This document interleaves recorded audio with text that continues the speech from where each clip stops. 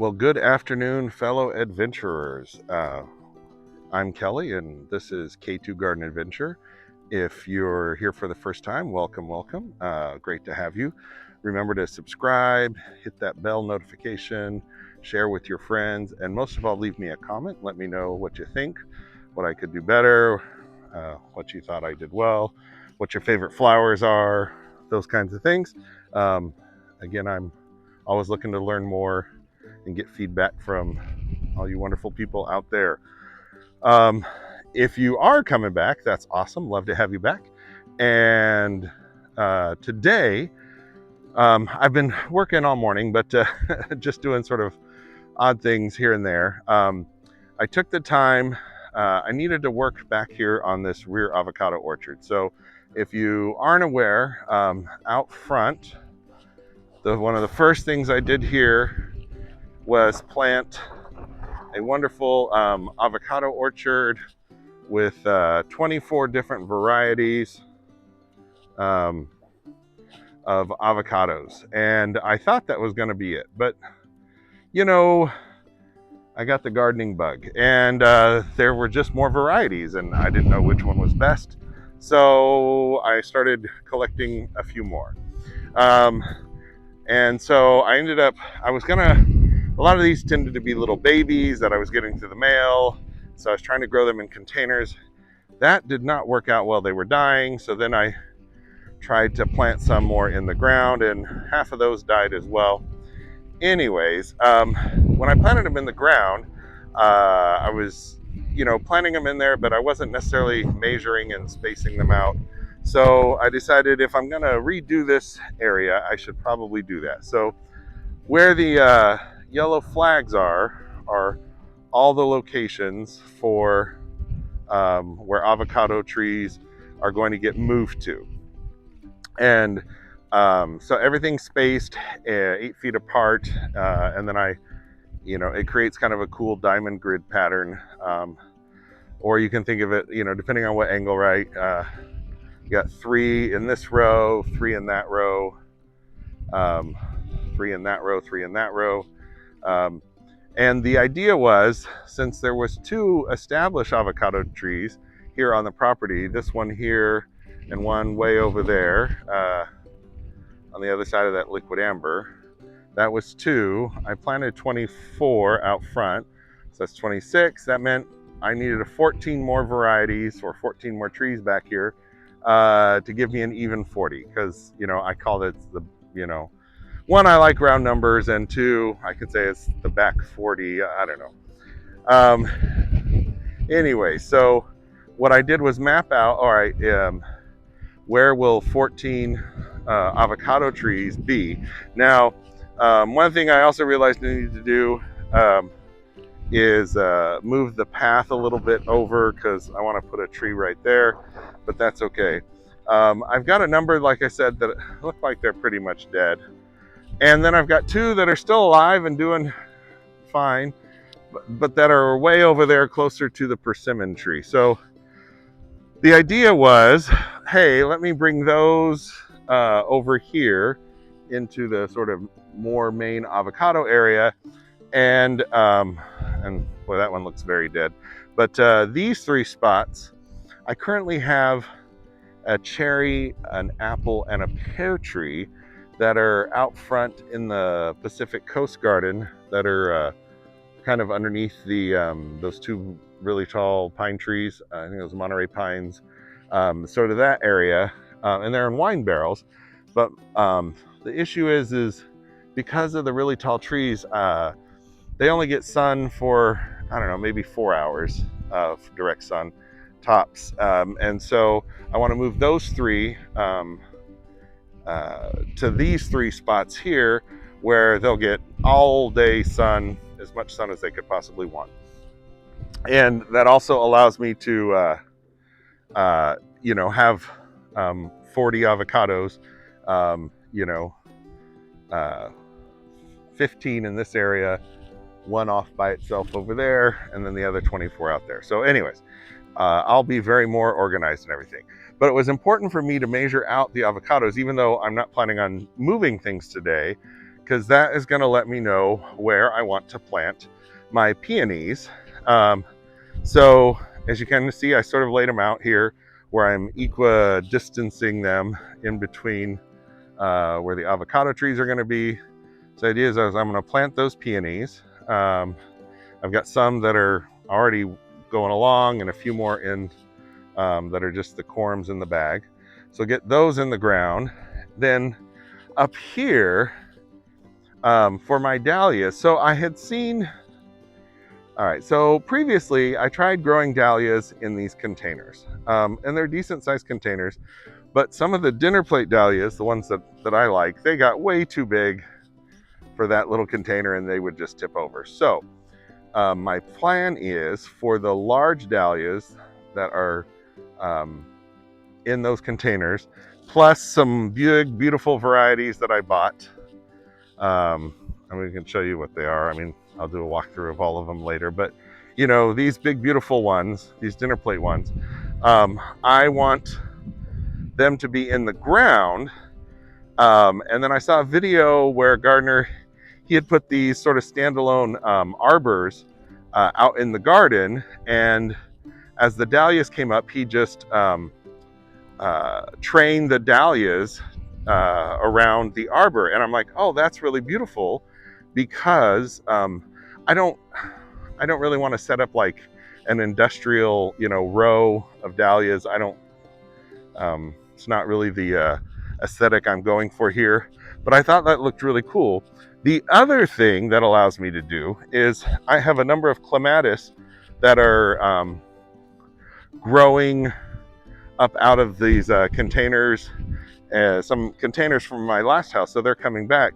So the idea is I'm going to plant a clematis in the middle of each of these trellises, and then plant the dahlia tubers around the outside. So you'll have a clematis climbing up the middle, making beautiful flowers, and then you'll have the dahlias growing up around each side. And as they grow, I can just, like I said, train them to the trellis. So that is the idea.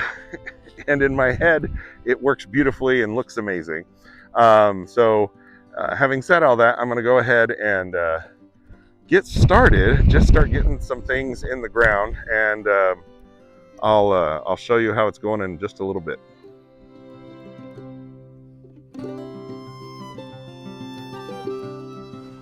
Okay, so here's what's happening. So first, I got the clematis planted there in the middle, and I have the arbor trellis set up around it. I dug through one of the big square containers over there, and I got 4 big clumps of dahlias. And I know I should have dug these up and separated them and all that good stuff, but that works out beautifully. Because I want one for each side, so I will plant those 4 tubers all around, and they're all already sprouting, so I know that those clumps are all good. Please watch a video if you're dividing dahlia tubers. You have to make sure that each one that you divide has an eye and a root and something else. Anyways, Laura at Garden Answer did a great video on it. I'm sure there's others out there as well. Anyways, I did not watch the video for the first time I divided them. So anyways, but I know I've got 4 good clumps, and I believe these are maybe cafe au lait. They're these big giant like dinner plate cream ones that are absolutely beautiful. Hopefully this year, with them being in the ground and having enough room and support, I'll get a big show. And then the clematis in the middle is this real pretty pale purple. Was it HF Young? Yeah, so that should look amazing with those dahlias all around and the clematis coming through. So enough talking. I got to get a lot more of these done. So we'll see you in a little bit.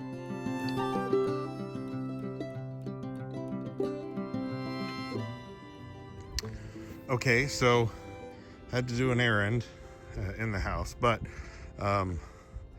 anyways, we've got 2 done, and we're about to get the 3rd. Had to rebuild the this trellis. It was a bit rusty. Anyway, so that took a little while, but we got the third clematis in the ground, and we're about to get the third dahlia in the ground around it. On the package, it's kind of interesting. It's this beautiful, what do they call it? Black touch, this gorgeous deep color. So it says it just has two, but two of these tubers just fell off and were loose in the package. So I'm gonna plant those in the front as one, and then the other two larger ones. One of them's already growing. That's kind of been a common theme. So, all right, well, I'm gonna dig the hole and get some fertilizer in there along with some nice soil, and we'll keep going. Okay, so as you can tell, the sun has gone down. It's what now? Oh, it's like almost 6:30. So that's all right. Made a lot of progress. So out here, I've got 1, 2, 3, 4 clematis towers with beautiful dahlias planted all around. And I've got some more to do tomorrow. There's another bag of dahlias, so I think I'll do 2 more towers. So I think there's 5 tubers in there, so I'll split that up amongst 2. So we'll have a total of 6 towers, all in this nice row cutting in between the avocado trees. And I've got a couple more clematis as well. I'm discovering clematis are very hardy. They coming back, so I've got 2 more that I've can fish out of containers that have come back to life, so that's cool. And then I actually got 3 peonies planted as well. So we have this beautiful white one here. What is that? The Duchess de Nemours. And I'm using these little mini tomato cages because I know peonies have a tendency to flop. So anyways, they're like a dark green, so they shouldn't really show up. So that should be nice. And then have, this actually is a pretty famous one, I guess, the Sarah Bernhardt. There's a beautiful pink one. I guess that one makes giant pink flowers. I think I grew that one last year, but yeah, it didn't survive the move. And then this one, which is, man, it's growing great. This one is a beautiful red one, a Carl Rosenfeld. So those 3 are in the ground with their little support cages. And then I've got this sort of mixed pack of 3 more, and I will do these hopefully tomorrow. And I've already got the holes marked out where to dig. There'll be 1, 2, and 3 taking you along the entrance to the vineyard orchard path that starts right there. So basic idea is we'll have you know, this beautiful border with the cabbage and kale. I went ahead and trimmed off the tops of the cabbage. It was turning to flower, so trim those off. It looks a lot better, I think, like this, so it matches the other things next to it. And then behind that, there's some random like golden heaven's breath shrubs. I cut these ones way back a couple of months ago, but mixed in there, there's avocado trees and some peonies, and then there's you can see the path there nicely. Behind that, more avocado trees, and that's where we've got our clematis towers with dahlias along that whole back section. So anyways, hopefully we're gonna get that finished up tomorrow. And then I really need to get the foxglove and the lupines and the delphiniums in the ground over there. So hopefully I can get all that done tomorrow, and I'll be sure to film it and bring you all around. So until tomorrow, have a nice night.